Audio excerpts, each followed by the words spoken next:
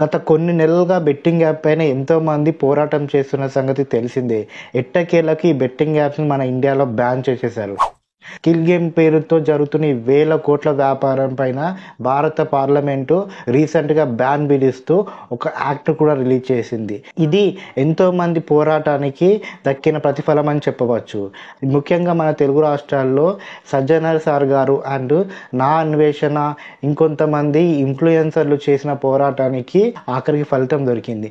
Betting యాప్లను promote చేస్తూ లక్షలు కోట్లలో సంపాదిస్తున్న కొంతమంది ప్రమోటర్స్కి ఇన్ఫ్లుయెన్సర్కి గట్టి దెబ్బే తగిలింది. అసలు ఏంటి బెట్టింగ్ యాప్స్? ఇన్ని వేల కోట్ల వ్యాపారాన్ని ఎలాంటి యాక్ట్ ద్వారా మన వాళ్ళు ముగించేశారు? ఈ బెట్టింగ్ యాప్స్ ప్రమోట్ చేస్తే ఇన్ఫ్లుయెన్సర్లకు ఎలాంటి శిక్షలు పడతాయి అన్నది మనం ఈ వీడియోలో మాట్లాడుకుందాం. మొదటిసారిగా మా ఛానల్కి వస్తే ప్లీజ్ మా ఛానల్ సబ్స్క్రైబ్ చేసుకోండి. మీ యొక్క ప్రతి కామెంట్ చాలా విలువైనది. నన్ను నేను ఇంప్రూవ్ చేసుకోవడానికి, మంచి కంటెంట్ని మంచి వేలో ప్రజెంట్ చేయడానికి నాకు మోటివేషన్గా ఉంటుంది. అండ్ వీడియోలోకి వెళ్తే online gaming app 2025 promotions and regulation of online gaming act 2025 ఈ నెల 20వ తారీఖున పార్లమెంట్లో దీనిపైన చర్చలు జరిగి పార్లమెంటు ఆమోదం పొందిన వెంటనే 21వ తారీఖున రాజ్యసభలో కూడా ఆమోదం తెలిపారు. ఆ తర్వాత మన రాష్ట్రపతి అయిన ద్రౌపది ముర్ము గారి దగ్గరికి వెళ్ళగా ఆవిడ దీన్ని సైన్ చేసి ఒక చట్టంగా దీనికి ఒక స్థానాన్ని కల్పించారు. ఈ చట్టం రాగానే గేమింగ్ కంపెనీస్లో దడ పుట్టింది. ఇప్పటికే ఎన్నో వందల మంది గేమింగ్ యాప్స్ వల్ల దుర్మరణం పాలయ్యారు. ముంబైలో కొంతమంది ఈ గేమింగ్ యాప్స్ అడిక్ట్ అయ్యి కొన్ని కోట్లలో నష్టపోయారు. తెలంగాణలో కూడా చాలా చోట్ల ఈ గేమింగ్ యాప్స్లలో డబ్బులు పోయి నష్టపోయి సూసైడ్ చేసుకున్న ఫ్యామిలీలు ప్రతి చోట కనిపిస్తూనే ఉంటాయి. ఇలాంటి యాప్స్ బ్యాన్ చేయడం వల్ల అలాంటి ఫ్యామిలీస్కి ఎంతో మంచి జరిగిందని చెప్తున్నారు, సామాన్యుల నుంచి సెలబ్రిటీస్ వరకు. కొంతమంది ఇన్ఫ్లుయెన్సర్ లైక్ నా అన్వేషణ లాంటి వాళ్ళు ఎంతో పోరాడారు. అండ్ సజ్జనర్ సార్ గారు కూడా ఎన్నో పోస్టులు పెట్టారు ఇలాంటి గేమింగ్ యాప్స్కి వ్యతిరేకంగా. ఆఖరికి దీనిపైన నిర్ణయం వచ్చింది, గేమింగ్ యాక్ట్ కూడా వచ్చింది. ఈ యాక్టులో తప్పులు చేసే వారికి ఎలాంటి శిక్షలు ఉన్నాయన్నది మనం ఇప్పుడు మాట్లాడుకుందాం ఫ్రెండ్స్. మొదటగా వచ్చేసి లైసెన్స్ లేకుండా గేమ్స్ నడిపే వాళ్ళపైన కఠిన చర్యలు తీసుకోవడానికి రెడీ అయింది మన గవర్నమెంట్.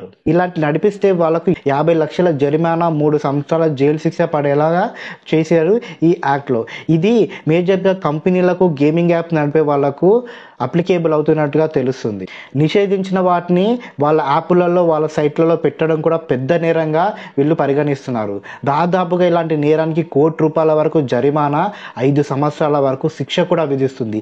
దీన్ని కూడా ఈ గేమింగ్ కంపెనీస్ ఆర్గనైజ్ చేసే వాళ్ళపైనే పెట్టినట్టుగా అర్థమవుతుంది. ఫేక్ ప్రమోషన్లు చేస్తూ మనీ డబుల్ అవుతుందని చెప్పి ప్రజలను ఇన్ఫ్లుయెన్స్ చేస్తే ఇన్ఫ్లుయెన్సర్ల పైన కఠిన చర్యలు ఉంటాయని, 10 లక్షల వరకు ఫైన్, 1 ఇయర్ వరకు జైలు శిక్ష ఉంటుందని చెప్పుకొచ్చారు. అండ్ దీంట్లో ముఖ్యంగా ఇన్ఫ్లుయెన్సర్లు, సెలబ్రిటీస్లకి ఎక్కువ శిక్ష పడే ఛాన్స్ ఉందని చెప్పుకొచ్చారు. 18 ఏళ్ల కన్నా తక్కువ ఉన్న పిల్లలకి ఈ గేమింగ్ యాప్స్లో యాక్సెస్ ఇచ్చిన, వాళ్ళ రిజిస్ట్రేషన్ స్వీకరించిన కంపెనీలకు గట్టి వార్నింగ్ ఇచ్చింది. 20 లక్షల వరకు ఫైన్ వేస్తూ 2 సంవత్సరాల జైలు శిక్ష కూడా వీళ్ళకి పడే ఛాన్స్ ఉందని చెప్పుకొచ్చారు. భద్రతా లోపము, వేరే కంట్రీలలో డేటా సెంటర్లు నిర్వహిస్తూ ఇక్కడ ఉన్న వాళ్ళతో గేమింగ్స్ ఆడిపిస్తే మాత్రము వాళ్ళపైన కఠిన చర్యలు ఉంటాయని, 25 లక్షల వరకు జరిమానా వేస్తూ 2 సంవత్సరాల వరకు వీళ్ళకి శిక్ష కూడా పడుతుందని గేమింగ్ నడిపే కంపెనీలు అండ్ ఈ యాప్స్కి ఇది వర్తిస్తుందని చెప్పారు. అండ్ రిజిస్ట్రేషన్లు జాగ్రత్తగా చేయాలని, రిజిస్ట్రేషన్లు ఎలాంటి అవకతవకలు ఉన్నా అనవసరంగా రిజిస్ట్రేషన్ లేకుండా ఎవరికైనా గేమ్ యాక్సెస్ ఇచ్చినా కూడా వాళ్ళకి 5 లక్షల వరకు జరిమానా, 6 నెలల వరకు జైలు శిక్ష ఉంటుందంట. ఇవి కూడా కంపెనీలకు, ఈ యాప్స్ని మెయింటైన్ చేసే వాళ్ళకు ఉంటుందంటూ తెలిసింది. ఫైనల్గా ఇక్కడ ప్రతి ఒక్కరు పోరాడింది ఈ ఇన్ఫ్లుయెన్సర్ల వల్ల, సెలబ్రిటీస్ల వల్ల చాలామంది గేమింగ్స్ వాటిలలో ఇన్వాల్వ్ అయ్యి తమ ప్రాణాలను కోల్పోయే వరకు వస్తున్నారని, కొన్ని వేల ఫ్యామిలీస్ రోడ్డు మీద కూడా పడే ఛాన్స్ వస్తుందని ఈ ప్రమోటర్లకు గట్టి వార్నింగ్ ఇచ్చింది ఈ బిల్లు ద్వారా. వీళ్ళు గనక తప్పు చేస్తే 10 లక్షల వరకు జరిమానా వేస్తూ సంవత్సరం నుంచి 2 సంవత్సరాల వరకు జైలు శిక్ష కూడా విధించనున్నట్టుగా తెలుస్తుంది. ఇది చాలా మంది హర్షించదగ్గ విషయం. అండ్ ముఖ్యంగా ఈ యాక్టివ్ ద్వారా బ్యాన్ చేయబడిన కంపెనీ గురించి తెలుసుకుంటే ప్రతి ఒక్కరు షాక్ అవ్వాల్సిందే. మన ఇండియా క్రికెట్ టీం జెర్సీ పైన ఉండే Dream11 కంపెనీని కూడా ఈ యాప్ల కిందకే తీసుకొచ్చి బ్యాన్ చేశారు. అంతేకాకుండా వింజో లాంటిది, My11 సర్కిల్, పోకర్ బజార్ ఇలాంటి చాలా ఇన్ఫ్లుయెన్సర్లు ప్రమోట్ చేస్తున్న, పెద్ద పెద్ద స్టార్స్ ప్రమోట్ చేస్తున్న గేమింగ్ యాప్స్ ఇందులో ఉండడం గమనార్హం.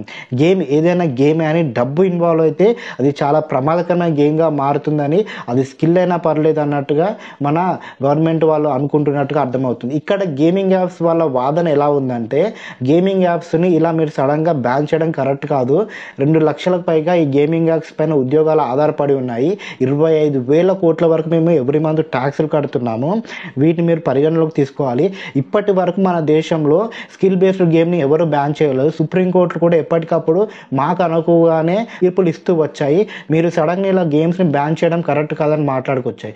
వీళ్ళు మాట్లాడే దాంట్లో కూడా లాజిక్ ఉన్నా కూడా ప్రాణాలు తీసే యాప్స్, డబ్బు ఇన్వాల్వ్మెంట్ ఉన్న చోట క్రైమ్ చాలా ఎక్కువ జరిగే ఛాన్స్ ఉందని, ఇది ఫ్రాడ్ కిందకే వస్తుంది. సో మేము బ్యాన్ చేయక తప్పదన్నట్టుగా మన అధికారులు అండ్ గవర్నమెంట్ వాళ్ళ వాదనగా తెలుస్తుంది. ఆల్ ఇండియా గేమింగ్ ఫెడరేషన్ వాళ్ళు, స్టూడెంట్స్ అండ్ పేరెంట్స్ ఫెడరేషన్ వాళ్ళు, ఇంకా సైబర్ క్రైమ్ పోలీసులు కూడా ఇలాంటి గేమింగ్ యాప్ వల్ల చాలా క్రైమ్స్ జరుగుతున్నాయి, చాలా మంది ప్రాణాలు కోల్పోతున్నారు, ఇది కరెక్టే అని అంటున్నారు. ఇప్పటికే మన దేశంలో తెలంగాణ, తమిళనాడు, కేరళ లాంటి చాలా స్టేట్లలో ఆల్రెడీ బ్యాన్ అయిపోయింది ఈ యాప్. నిజంగా మనం ఆలోచిస్తే ఈ యాప్ల వల్ల చాలా మంది ప్రాణాలు పోతున్నాయి. రీసెంట్గానే తెలంగాణలో చాలా ఆత్మహత్య కేసులు, ఒక చిన్న జాబ్ చేసుకున్న ఒక వ్యక్తి 30 లక్షల వరకు లాస్ అయ్యి ఆఖరికి అప్పులు కట్టుకోలే చనిపోయారు. కొంతమంది అయితే నేను గేమింగ్ యాప్ ఆడకుండా ఉండలేకపోతున్నామని ఎంతో బాధపడుతూ కౌన్సిలింగ్ తీసుకునే వరకు కూడా వెళ్ళింది. ముంబైలో కూడా ఈ లాక్డౌన్ ఈ గేమింగ్ యాప్లకు అడిక్ట్ అయిన ఒక వ్యక్తి ఫస్ట్ 10 రూపాయలు పెట్టి ₹1,00,000 సంపాదించి ఆ తర్వాత 12 కోట్ల వరకు గేమింగ్ యాప్స్లో పెట్టి లాస్ అయిపోవడంట. ఇలా గేమింగ్ యాప్స్ ట్రాప్ చేస్తూ చాలామంది ప్రాణాలు తీస్తున్నాయని అండ్ డబ్బులు కూడా నష్టపోయేలా చేస్తున్నాయని ఈ యాక్ట్ తీసుకున్నట్టుగా తెలుస్తుంది. ఏదేమైనా కూడా ఇలాంటి యాక్ట్ మన భారత ప్రభుత్వం తీసుకురావడం, గవర్నమెంట్కి వచ్చే ట్యాక్స్ని కూడా వాళ్ళు కాదని, స్టాక్ మార్కెట్లలో ఉన్న నజారా అండ్ డెల్టా క్రాప్ లాంటి స్టాక్స్ కుప్పకూలినా కూడా ఏం పర్లేదని, ప్రాణాలు ముఖ్యము డబ్బు కాదు, జాబ్స్ కాదు అన్నట్టుగా మన వాళ్ళు మాట్లాడడం చాలా హర్షణీయ విషయం అని చాలామంది అంటున్నారు. ఏదేమైనా కూడా ఫైనల్గా ప్రతి ఒక్కరు గుర్తుంచుకోవాల్సింది ఏంటంటే, ఆహ్లాదకరం కోసం గేమ్స్ ఆడండి, ఎంటర్టైన్మెంట్ కోసము మూవీస్ చూడండి, అండ్ ఎక్కడికైనా వెళ్ళి ఆఫ్లైన్ గేమ్స్ ఆడుకోవడానికి ప్రయత్నించండి. కానీ ఇలా డబ్బులు పెట్టి డబ్బులు సంపాదిస్తామని గేమ్స్ ఆడితే మాత్రం మోసపోక తప్పదు, డబ్బు కోల్పోక తప్పదు. కష్టాజితాన్ని నమ్ముకోండి మీరు, అంతే తప్ప ఇలా ఫ్రీగా వచ్చిన దాన్ని మాత్రం నమ్ముకోకండి. పొరపాటున మీరు కనుక ఏదైనా ప్లాన్ చేసి ఏదైనా ఫేక్ సైట్ల నుంచి డబ్బు సంపాదిద్దామని ఇంకా గేమ్స్ ఆడదాం అనుకున్నారంటే మాత్రం మిమ్మల్ని ఎవరు కాపాడలేరు. ఆలోచించి మీకోసము మీ ఫ్యామిలీ కోసం ఇలాంటి గేమింగ్ యాప్స్ యొక్క అడిక్షన్ నుంచి బయటపడండి. ఎంటర్టైన్మెంట్ లానే గేమ్స్ని చూడండి తప్ప డబ్బు సంపాదించడానికి చూడకండి. ఈ యాక్ట్ గురించి మన గవర్నమెంట్ తీసుకున్న నిర్ణయం గురించి మీ అభిప్రాయాన్ని కామెంట్ బాక్స్లో తెలియచేయండి. మళ్ళీ అడుగుతున్నాను, మీ ఒపీనియన్ని కామెంట్ బాక్స్లో మాత్రం తెలియచేయండి. నన్ను నేను ఇంప్రూవ్ చేసుకోవడానికి నాకు సహాయం చేయండి. Thank you friends.